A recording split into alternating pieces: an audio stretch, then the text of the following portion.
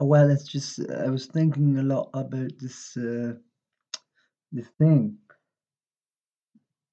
as if my entire setup of games, idea of finding games, getting new games, swapping games, like this. I feel in some kind. I'm in some kind of twilight zone there. I don't know which kind of platforms to focus on. I mean, systems, for those who don't use the term platforms for talking about systems. And if then I'm talking about whether I should focus on the 32X, which you know, I'm really stuck on the 32X. I've had Sega Saturn for so much, and so much longer, because it's that kind of a machine. I, I bought it back in 1998 the first time around. But the 32X is special to me, and now I don't know, will I ever find that game I'm looking for? I can't go going on auctions all the time, and I need to be able to focus on saving money, and if it means I have to prioritize because I don't have a lot of money to spend just on games, I need to prioritize in which ways I should focus on games, or rather than not, just what games to focus on. It's like I would like the baseball game. I never had that baseball game, and I just like the thing, talking about it for 32X. It looks good, but is it difficult to find? I mean, to find with the instruction manual in it, in a box with the actual game, and not too much dust involved. I would have liked to know if any of these games that I'm looking for a 32X are difficult to find, and I need to find some way also to play the Japanese imports I have for Mega CD. And if I have to do it via disconnecting the 32X, I'm interacting with, I mean, that's interacting with this Mega Drive. Well, what can I do? Is just I don't want to do that. And I don't want to end up in a bogus way, breaking the bloody breaking them breaking them cables that you need to connect the 32X with the TV and the Mega Drive. I mean, it's a mess. I have to order cables from Hong Kong if it happens again, and that will take a lot of time, and it's still difficult to set it up. So I think that all the worries I have right now is centered around my setup of games and what I would like to do with them. I don't want to collect for collecting's sake. I actually need games as a dynamic in life because it works. It's a remedy towards anxiety disorder, depression, whatever. It's good like that, and I would like it to stay that way. But I don't know. This is why I feel I'm in it. Why should I focus on 32X right now, or should I focus on Sega Saturn? Well, we know Dracula X is on the horizon. It's going to end up in my collection soon enough because it's already ordered or was out of stock, but it's ordered and will be imported for my sake, which is good. And I also have Shinobi X there waiting for me. I mean, I have the game already, but I need a new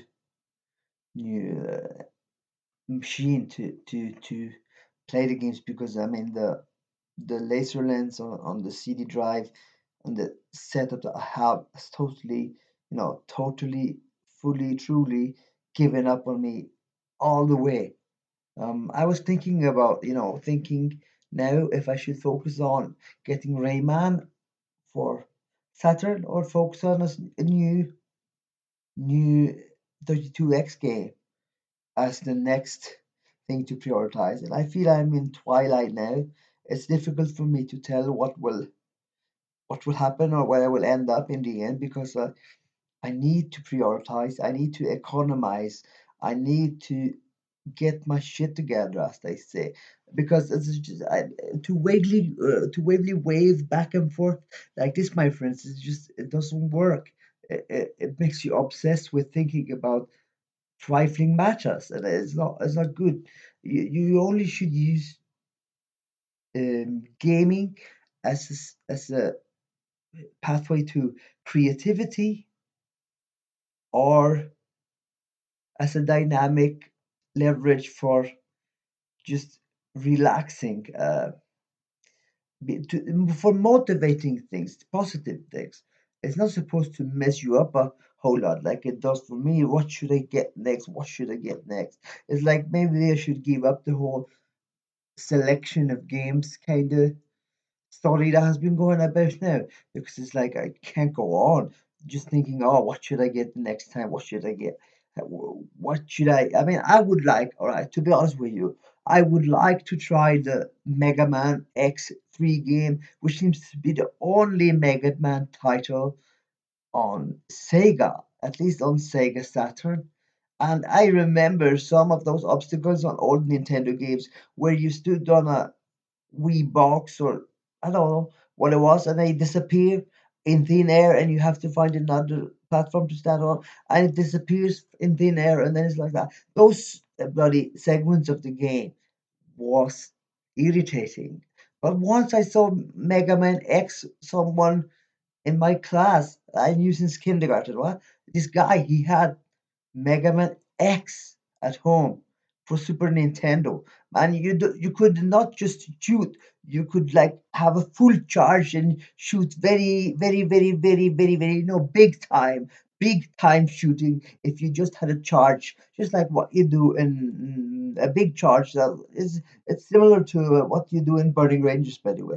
Well, it's something like that, but it was not in Burning Rangers. It was in Mega Man. This is why it was mega cool, because it was Mega Man. It should have been on Mega Drive also. So it would have been mega cool Mega Man on Mega Drive. It was not. But I would like to see what's like on Saturn. And I would store away funds for it and save up my money to get it.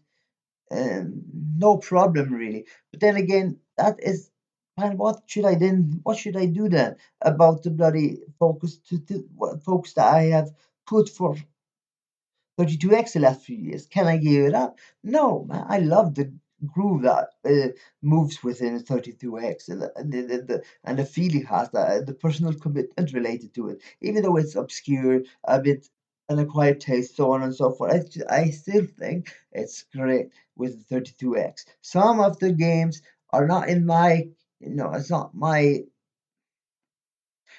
walk down the park. It's not my kind of genre. It's not something that is right down my alley. I mean, Corpse Killer, it's a shitty genre. The genre and the milieu you have to spend your time in is shitty.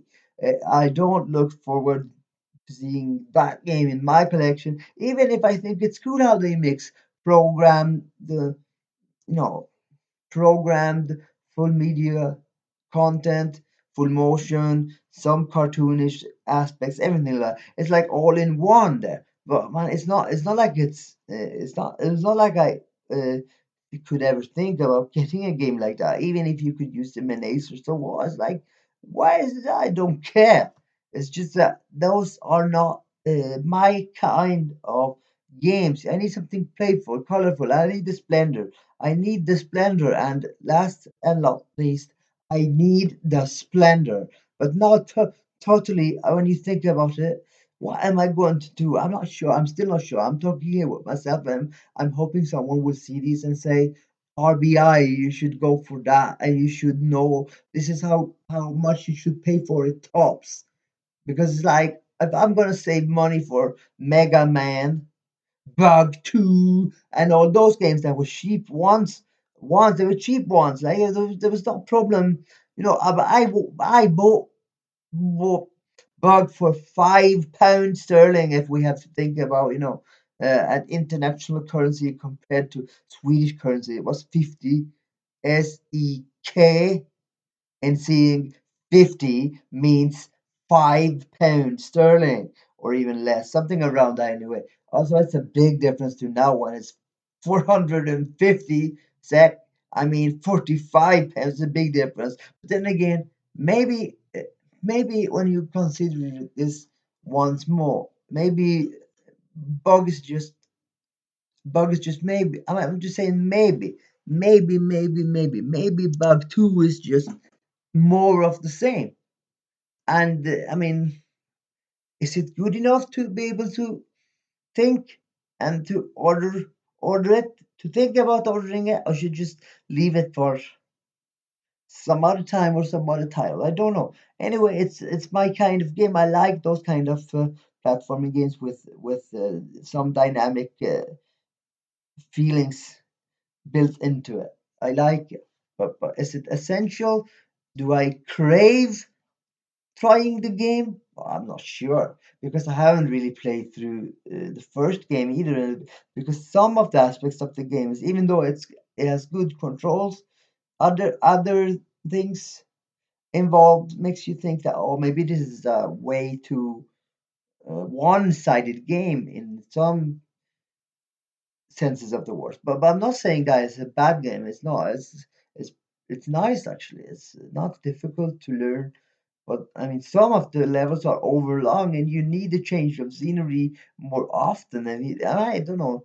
I don't know. I think a game like Knuckles UX, they were willing to give you 5 levels per world there, and that was good because you felt you got a lot out of the game because the levels are not over long, and you just have to learn the trick how to get by. That it's a, so I mean 5 levels of botanic base. It's terrific. Well, anyway, so I'm just well, it's always like that. I end up talking about 32x whatever I ever make a video about his names. But I'm just that RBA baseball game, the RBA baseball game. I want that game, but I need it complete in box. I need the manual. I've never learned anything of when it comes to baseball on my own. I've never played it. I never played it. Video game talking. I mean, if we're talking about video games, no, I've never tried it in the video game form, but I never tried it in actual reality either. So in real life. What's the deal? I need to try it, and it's specially designed for this cool, dynamic, stylish platform. That's just I need RBI 95. All right, this is 2019, and I'm wanting a game made in 94, 95. This is because I have seen things online, and it seems to be just my kind of game. It's nothing I can explain more than I've already done, but I need the splendor. So this is what I'm trying to focus on. This is my track of what I'm tracking, what I'm looking for. It's the splendor. It's the flow in the gameplay. It's the simple controls. That's the kind of thing I want. It is the shit, as they say. The bee's knees, if you're Bismarcky. That's how Bismarcky would say. It's the bee's knees. Oh well, but then again, should I really decide on this or no? Well, I think it's RBI. I could buy some of those Saturn games I've been thinking about for a while because they're not as pricey. I would not get Panzer Dragon Saga. I don't think the Dragon Saga is not interesting for me. Even if it has a cool atmosphere, I don't like I don't like the genre. I have no patience for RPG games anymore. That's just fact.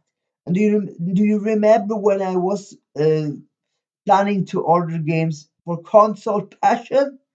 Console pattern, man. In the UK, online, I was planning to order a game for £50 sterling, and that was Dragon Force 1 for Sega Saturn. Some people say it's the best the best game on the platform. Sorry, the best game on the platform. But just let me tell you something about that. To be honest, maybe it looks cool because I've seen those Sega Flash demos, the demo disc that came with uh, the Sega Saturn. I've seen those. It looks cool, yeah, it does. But doesn't mean that it plays well. I don't know. It's not my kind of game. And then thinking about you getting it for 50 pounds, it's what sterling it is, £50 sterling.